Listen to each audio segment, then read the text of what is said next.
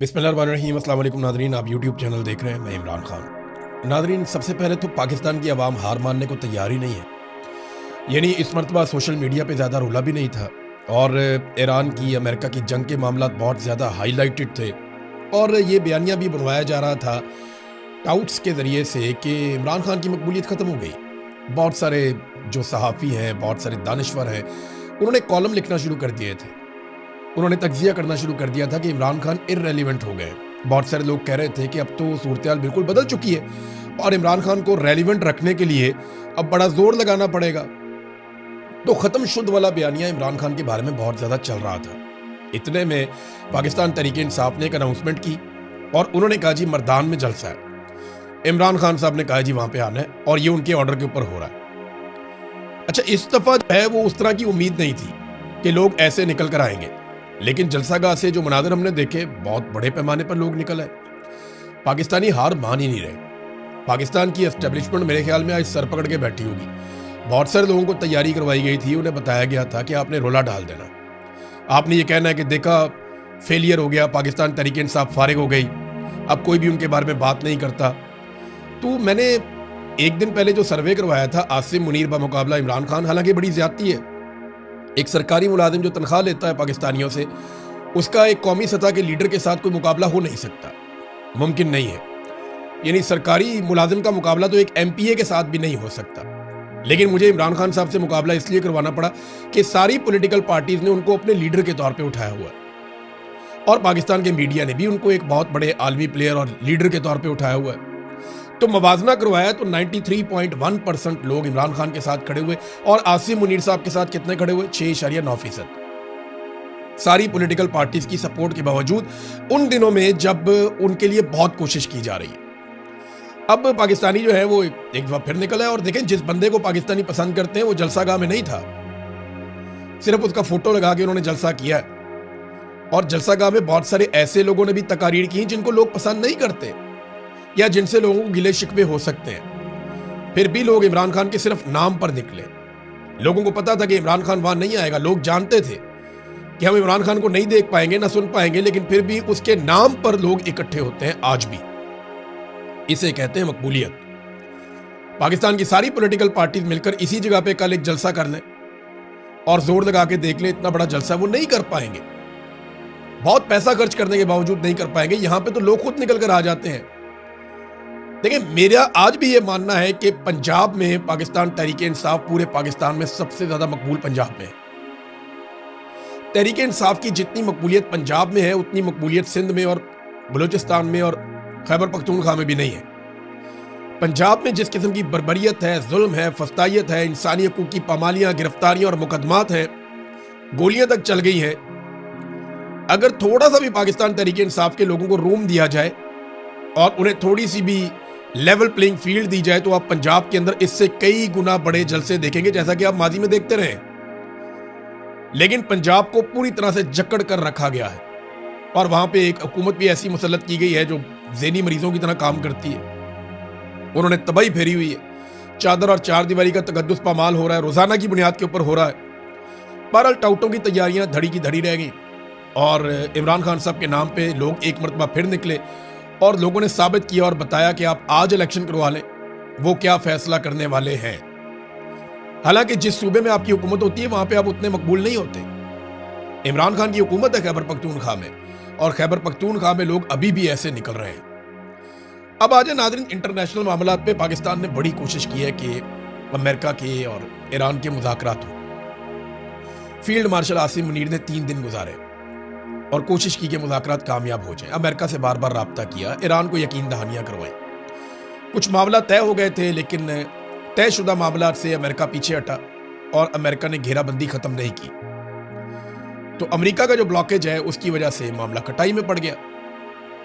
फिर इसराइल बार बार लबनान के ऊपर अभी भी अटैक करता है। चले, वो कोई इतनी बड़ी बात नहीं है, लेकिन अब जो वाकया हुआ ये एक बड़ा वाकया है। इसमें डोनाल्ड ट्रंप ने अनाउंसमेंट की है।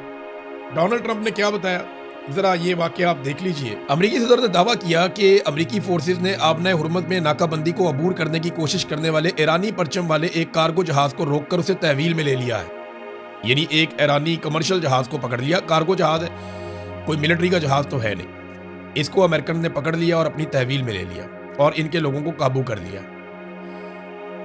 डोनाल्ड ट्रंप ने बताया कि अमेरिकी एहलकारों ने जहाज को वार्निंग दी, फिर इंजन रूम को नुकसान पहुंचाकर उसे रोक दिया और बाद में उस पर कंट्रोल हासिल कर दिया। अब ये जहाज पे फायरिंग भी हुई है। ताहम ईरान की जानिब से फिर बाद में रद्द-ए-अमल आ गया और ईरान ने जो रद्द-ए-अमल दिया है उसकी तफसील मैं आपको भी बताता हूँ, लेकिन गुज़िश्ता जो 48 घंटे हैं वो बड़े हंगामा खेज रहे हैं। उनमें बहुत सारा कुछ हुआ है। इन 48 घंटों में क्या कुछ हुआ है ज़रा ये मैं आपके सामने रखता हूँ। 48 घंटों में ईरान ने आबने हुर्मुज़ को दोबारा से बंद कर दिया। अमेरिका ने दावा किया था कि ईरान के साथ अमन मुज़ाकरात दोबारा शुरू हो जाएंगे। फिर इन्हीं 48 घंटे में ईरान ने अमेरिका के साथ इन अमन मुज़ाकरात से पीछे हटने का ऐलान कर दिया। उन्होंने कहा जी कि अभी हम मुज़ाकरात नहीं कर सकते। देखिए, ईरान की जानिब से जो मौक़िफ़ आ रहा है ना वो बड़ा सादा है।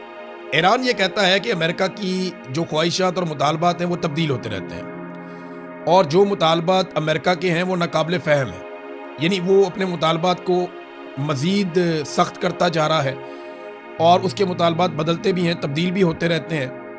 लिहाजा ऐसी सूरत में उनके लिए मुज़ाकरात करना मुमकिन नहीं है। जबकि अमेरिका की जानिब से बार बार ये दावा किया जा रहा है कि ईरान के साथ मुज़ाकरात अगले एक आधे दिन में हो जाएंगे। आज पीर के दिन के लिए डोनाल्ड ट्रंप ने दावा किया कि अमरीकी वफद पाकिस्तान आएगा। इस वफद के हवाले से 2 लोगों का नाम तो कंफर्म है। एक तो डोनाल्ड ट्रंप का दामाद जेरेड कुशनर और एक उनका करीबी साथी स्टीव विटकॉफ, कि ये 2 लोग तो पाकिस्तान आ रहे हैं। जो नायब सदर है अमेरिका के जेडी वेंस, उनके बारे में अलग अलग इत्तलाहात आती हैं। कभी कहा जाता है कि वो आएंगे पाकिस्तान और कभी कहा जाता है वो नहीं आएंगे। ये एबीसी न्यूज़ के नुमाइंदे ने डोनाल्ड ट्रंप से बात की और बात करने के बाद बताया कि सिक्योरिटी वजूहात की बिना पर डोनाल्ड ट्रंप ने कहा है कि नायब सदर पाकिस्तान में नहीं जाएंगे। अच्छा, पिछली मर्तबा वैसे जो नायब सदर आए थे पाकिस्तान, जब उनका ईरानियों के साथ सामना हुआ तो वो काफ़ी मुश्किल में पड़ गए थे और उनको अपने आप को रेस्क्यू करने के लिए, क्योंकि देखिए काबिलियत का बहुत फ़र्क था। मैंने आपको बताया था ईरान का जो वफद आया था वो पूरी तैयारी के साथ आए थे। उनके पास सैकड़ों कागज़ थे, हर चीज़ के सबूत और बहुत सारे डॉक्यूमेंट थे। उन्होंने आलमी कवानीन और बाकी चीज़ों के ऊपर उनको दस्तरस थी और वो ईरानी सारे जो हैं वो पीएचडी के लेवल के लोग हैं, जबकि अमेरिकन जो हैं उनका इतना एक्सपीरियंस नहीं था या वो इतना उनका स्टेमिना नहीं था मुज़ाकरात के हवाले से। तो जेडी वेंस को बड़ी मुश्किलात पेश आई। जेडी वेंस बार बार राब्ते करते रहे पीछे अमेरिका में। उन्होंने लगभग 1 दर्जन मरतबा डोनाल्ड ट्रंप से राब्ता किया अपने आप को रेस्क्यू करने के लिए, टाइम लेने के लिए। नेतन्याहू से भी राब्ता किया, फिर उनके बाद इतना मैंडेट भी नहीं था। और डोनाल्ड ट्रंप ये जानता है कि जब मुज़ाकरात कामयाब होने हैं तो उनका क्रेडिट डोनाल्ड ट्रंप को खुद लेना है। वो इसका क्रेडिट कभी भी किसी और को नहीं देगा। वो क्रेडिट हमेशा खुद लेना पसंद करेगा। जितनी वो अपनी तारीफ़ें करता है वो कहता है मैं अजीम नहीं हूँ, मैं अजीम तरीन हूँ। तो डोनाल्ड ट्रंप का आपको पता है कि जब किसी चीज़ का क्रेडिट होगा तो वो खुद लेगा। फिर ट्रंप ने यह कहा कि 24 घंटे के नोटिस पर सिक्योरिटी की जो सीक्रेट सर्विस है वो मुतमईन नहीं है, वो कंफर्टेबल नहीं है कि जेडी वेंस को पाकिस्तान में भेजा जाए। लेकिन बाद में व्हाइट हाउस की जानिब से एक और स्टेटमेंट आता है कि जेडी वेंस को पाकिस्तान भेजा जाएगा। अब अभी तक श्योरिटी तो नहीं है, लेकिन ये वफद आ जाएगा आज के दिन में तो पता चल जाएगा कि अमेरिका की जानिब से कौन कौन पहुंचा। हो सकता है वफद के कुछ लोग पहले आ जाएं, कुछ बाद में आ जाएं, लेकिन अमेरिकी वफद पाकिस्तान आएगा, ये डोनाल्ड ट्रंप ने अनाउंस किया। और 12 घंटों में उसने 4 मरतबा अलग अलग तरह के स्टेटमेंट दिए। कभी डोनाल्ड ट्रंप के स्टेटमेंट बहुत जारहाना होते हैं, कभी बिल्कुल वो मुतमईन हो जाता है, बड़े पुरुमीद किस्म के होते हैं। तो डोनाल्ड ट्रंप पे दबाव बहुत बढ़ रहा है। उसकी एक बड़ी वजह यह है कि अमेरिका से जितने भी सर्वे आ रहे हैं उनमें डोनाल्ड ट्रंप की अमेरिकन दुर्गत बना रहे हैं। यानी ट्रंप की मकबूलियत 37% की कम तरीन सतह पर पहुंच गई है। इतनी कम मकबूलियत डोनाल्ड ट्रंप की पहले कभी नहीं थी। ये एक और सर्वे अमेरिका से आया है और इस सर्वे के मुताबिक जो 63% अमरीकी हैं उन्होंने डोनाल्ड ट्रंप को मुस्तरद किया, उसकी पॉलिसी से इख्तलाफ किया, जबकि 37% जो हैं वो डोनाल्ड ट्रंप के फैसलों को दुरुस्त समझते हैं। और ये मकबूलियत की इंतहाई कम सतह है जहां पे डोनाल्ड ट्रंप इस वक्त खड़ा है। ये बहुत हैरान कुन है और डोनाल्ड ट्रंप के लिए परेशानी की बात है और इसी की वजह से डोनाल्ड ट्रंप के स्टेटमेंट बदलते रहते हैं। अब आ जाए कि ईरान ने रद्द-ए-अमल क्या दिया जब ये अटैक किया गया ईरानी जहाज के ऊपर और उसको पकड़ लिया गया। तो इसके बाद ईरान ने ड्रोन्स फायर किए हैं अमेरिकी जंगी बहरी जहाज़ों पर। अब उनसे नुकसान कितना हुआ अभी तक इसके बारे में हमारे पास इतला नहीं है।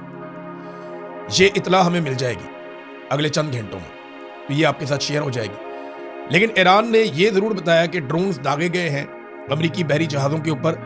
इसके नतीजे में जो अमेरिका ने उनके साथ किया, ईरान की फौज की कमान ने आज सुबह ईरानी परचम बरदार माल बरदार बहरी जहाज पर अमेरिकी गोलाबारी और उसे कब्जे में लेने के वाक़े पर जवाबी कार्रवाई का ऐलान किया है। ईरानी हुक्काम ने नाकाबंदी के इस इक़दाम को अमेरिकी फौज की मुसल्ला कज़ाकी या जिसको बहरी डकैती कहते हैं आप, वो करार दिया है।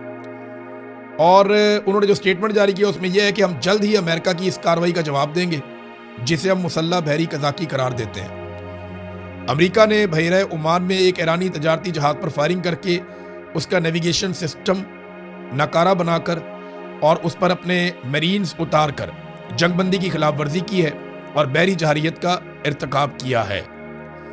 ईरानी मुसल्ला फौज का कहना है कि वो अमेरिकी अफवाज के इस इकदाम का भरपूर जवाब देंगी और इसका बदला लेंगी।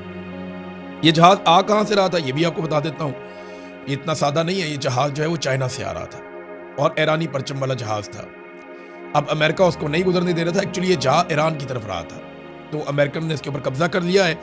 मैंने आपसे कहा था एक दिन पहले कि अमेरिका से ऐसी कुछ खबरें आ रही हैं कि अमेरिकन से ईरानी जहाज़ों पर कब्जा करके कोई फुटेज बनाएंगे और उसको बताएंगे जनाब हमने ये कब्जा कर लिया है, हम बहुत ताकतवर है। अब ईरान मुज़ाकरात के लिए आता है या नहीं आता ये एक बड़ा सवाल है, लेकिन एक बहुत बड़ा दावा किया गया है इसराइली मीडिया की जानिब से। इसराइली मीडिया ने अपने अहम सोर्सेज से कुछ दावे किए हैं। उन्होंने कहा अमेरिका और ईरान के दरमियान इस वक्त ज़ेरे बहस मुआहदे का खाका ये हो सकता है जिसमें हतमी सूरत अभी नहीं मिली, लेकिन जो चीज़ें हैं जो हो सकती हैं अमेरिका और ईरान के बीच में अगर मुज़ाकरात होते हैं तो वो मंदरजा झेल चीज़ें हैं। पहली चीज़ जो है वो एटमी प्रोग्राम और यूरेनियम का मामला है। यूरेनियम की अफजूदगी पर 15 साल मुअत्तली ईरान तस्लीम कर लेगा, ये दावा किया गया। अमेरिका 20 साल मांग रहा था जबकि ईरान 5 साल की बात करता था। बिलाखिर 15 साल पर इत्तफाक हो रहा है। इस मंसूबे में यूरेनियम को ईंधन में तब्दील करना शामिल है, यानी यूरेनियम अमेरिका को नहीं दी जाएगी बल्कि उसको तब्दील कर दिया जाएगा, उसकी साख को बदल दिया जाएगा और जब इसकी तबी हालत बदल जाएगी तो दोबारा से उसे अफजूदा करना मुश्किल हो जाएगा। ये सादा अमल नहीं है, लेकिन इसका मतलब यह है कि यूरेनियम रहेगी ईरान के अंदर और ईरान से बाहर नहीं जाएगी, लेकिन इसराइल के लिए इसमें प्रॉब्लम है। फिर एक और जो शर्त है वो ये है कि जो जौहरी तनसीबात हैं ईरान की, इस मामले में एक आलमी निगरानी रहेगी। वो पहले भी थी, मैंने आपको पहले भी ये कहा था कि ईरान के अंदर ही यूरेनियम जो है वो अगर निगरानी में ले ली जाए तो इसमें अमेरिका और ईरान दोनों को एक फेस सेविंग मिल जाती है। फिर एक और चीज़ है आबने हुर्मुज़ को खोलना। इस मुआहदे को ये बुनियादी नुकात ये दो ही हैं। एक ये कि आबने हुर्मुज़ को खोलना, अब ये किन शराइत के तहत खुलता है यहाँ पे कुछ इख्तलाफात हैं और अगर ये इख्तलाफात दूर हो जाते हैं तो मामला दुरुस्त हो जाएगा। एक बड़ी चीज़ जो इसराइल के लिए बड़ी परेशान कुन रहेगी वो ये है कि इसराइल ईरान का मुकम्मल खात्मा चाहता था, यानी उसके हथियार ख़त्म हो जाए, वो पॉलिटिकल क़यादत जो इसराइल के ख़िलाफ़ है वो पॉलिटिकल क़यादत अमली तौर पे मौजूद ना रहे या रजीम तब्दील हो जाए। ऐसे लोग आ जाएं ईरान के अंदर हुकूमत में जो इसराइल के साथ ताल्लुकात को नॉर्मलाइज करें और ईरान का ख़तरा ख़त्म हो जाए। अब इसके ऊपर कोई बात बनती हुई दिखाई नहीं दे रही, क्योंकि वहाँ पे जो हुकूमत मौजूद है वो पहले से ज़्यादा मकबूल भी हो चुकी है, वो पहले से ज़्यादा सख्त भी है। अब डोनाल्ड ट्रंप ने 20 मिनट तक एक सहाफ़ी से बात की है, ये फॉक्स न्यूज़ के नुमाइंदा हैं, इनसे बात की। अब इन्होंने जो बताया वो भी मैं आपके सामने रखता हूँ। इन्होंने कहा मेरी डोनाल्ड ट्रंप के साथ 20 मिनट तवील बातचीत हुई है। उन्होंने कहा कि अगर ईरान ने अमन मुआहदे पर दस्तखत ना किए तो पूरे मुल्क को उड़ा दिया जाएगा। अगर ईरान अमन मुआहदे पर दस्तखत नहीं करता तो पुलों और पावर स्टेशनों पर हमले किए जाएंगे। ये भी कहा कि इनके खसूसी एलची जैरेड कुशनर और स्टीव वेटकोफ मुज़ाकरात के लिए इस्लामाबाद जा रहे हैं जो मंगल को होंगे और बुध को भी जारी रह सकते हैं। इनका काम एक मुआहदा तय करना है। डोनाल्ड ट्रंप ने इस बात पर जोर दिया कि मुआहदे की शराइत इंतहाई सादा है और ये ईरान के लिए आखिरी मौका है। फिर उन्होंने कहा वो ओबामा वाली गलती नहीं दोहराएंगे, यानी ईरान को कोई पैसा वैसा नहीं देंगे। ईरान को यूरेनियम के ज़खायर से दस्तबरदार होना पड़ेगा, ये भी उन्होंने कहा। ट्रंप ने कहा कि अगर ऐसा ना हुआ तो पूरा मुल्क उड़ा दिया जाएगा।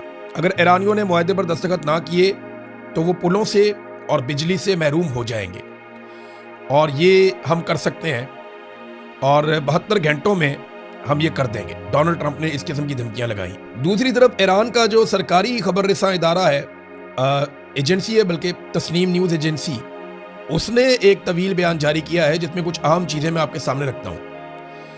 उन्होंने ईरान के इस मौक़िफ़ की वज़ाहत की है कि अमेरिका एक तरफ अवामी सतह पर मुज़ाकरात की आमादगी ज़ाहिर कर रहा है तो दूसरी तरफ जंग की तैयारियां जारी रखे हुए है। बयान में मज़ीद ये कहा गया कि ईरान अब जंग के पहले मरहले में दिखाए गए सब्र और तहम्मुल को ख़त्म करने के लिए तैयार है ताकि अमेरिका और इसराइल के साथ दोबारा तसादुम की सूरत में ईरान आगाज़ में ही ऐसे जहन्नुमी लम्हात पैदा करेगा जिन्हें कभी भुलाया नहीं जा सकेगा, यानी जहन्नुम के ऐसे दरवाजे खोल देगा जिन्हें कभी कोई नहीं भूलेगा।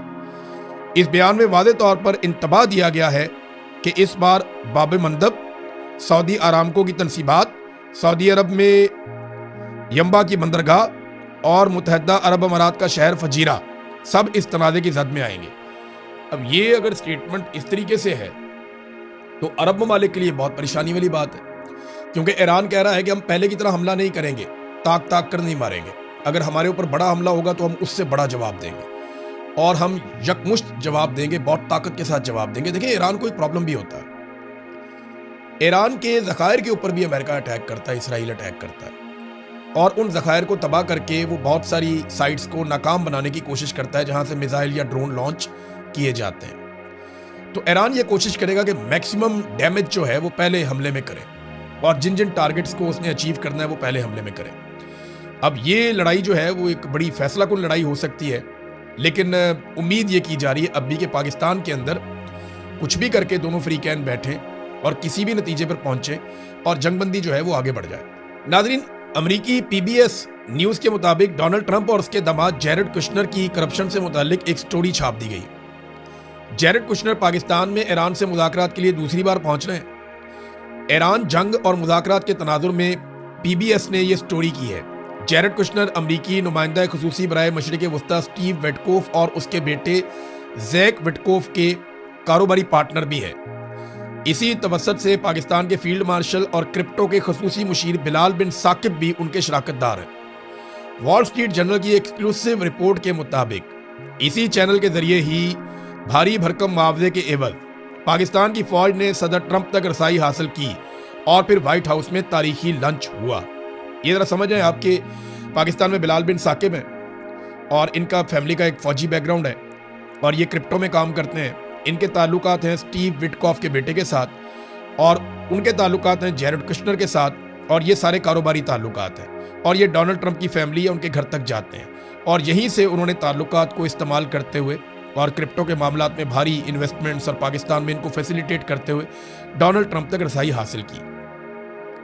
जैरेड कुशनर और स्टीव विटकॉफ मिलकर गजा और अब ईरान जंग के तनाजुर में कॉन्ट्रैक्ट्स हासिल कर रहे हैं। गजा की तामीर नौ के मामले पर ट्रंप ने अपने दामाद और बेटों को अहम प्रोजेक्ट्स और किरदार दिया है। मुबैना तौर पर जैरेड कुशनर की दौलत ट्रंप की दूसरी मुद्दत सदारत के दौरान, यानी जो अब चल रही है, $50 मिलियन से $300 मिलियन तक पहुंच गई है। अच्छा, अब ये एक पूरी स्टोरी है जिसमें बताया गया कि डोनाल्ड ट्रंप की खानदानी दौलत में इजाफा हो रहा है और ये उनके हुकूमत में होने की वजह से हो रहा है और उनके बेटे एरिक और डोनाल्ड जूनियर अपने कारोबारी मंसूबों में तेजी से वसअत ला रहे हैं। ये अफराद करोड़ों डॉलर्स कमा रहे हैं जिसने असर रसूख के नाजायज इस्तेमाल और मफादात के टकराव के हवाले से नए खदशात को जन्म दिया। अब ये एक स्टोरी है, एक तरफ यहाँ पैसा बनाया जा रहा है बहुत ज़्यादा इस स्टोरी के मुताबिक जो यहाँ बयान किया गया और जंगों से फ़ायदा भी उठाया जा रहा है और यही एक नेक्सस है जिसके ज़रिए से Pakistani military establishment Donald Trump के करीब पहुंची। नादरीन, आज का दिन बहुत इंपॉर्टेंट है, लेकिन ये वीलॉग खत्म करते करते मैं एक सवाल छोड़ के जा रहा हूँ कि क्या पाकिस्तान को बोर्ड ऑफ पीस में रहना चाहिए? क्योंकि पाकिस्तान जब बोर्ड ऑफ पीस में गया था तो पाकिस्तानियों को कहा गया था हम इसलिए जा रहे हैं कि अब इसराइल फ़लस्तीनियों पर हमला नहीं करेगा, लेकिन तब से लेकर अब तक लगातार हमले हो रहे हैं। 2492 मरतबा खिलाफ वर्जी की है जंगबंदी की इसराइल ने। हमास के ऊपर फ़लस्तीनियों पर अटैक किया, खुराक की फराहमी को रोक रखा बार बार। 775 लोगों को जंगबंदी के बाद शहीद कर दिया गया, 207 बच्चे हैं, 85 खवातीन हैं और 2171 जख्मी किए गए हैं, जिनमें ज़्यादा बच्चे और खवातीन और बुजुर्ग हैं। अब इस सूरत हाल में क्या पाकिस्तान को बोर्ड ऑफ पीस में शामिल रहना चाहिए? मैंने इस पर एक सर्वे करवाया, आप यहाँ इस वीलॉग के बाद भी जवाब दे सकते हैं। अब तक के लिए इतने, अपना ख्याल रखिएगा, अपने इस चैनल का भी। अल्लाह हाफ़िज़।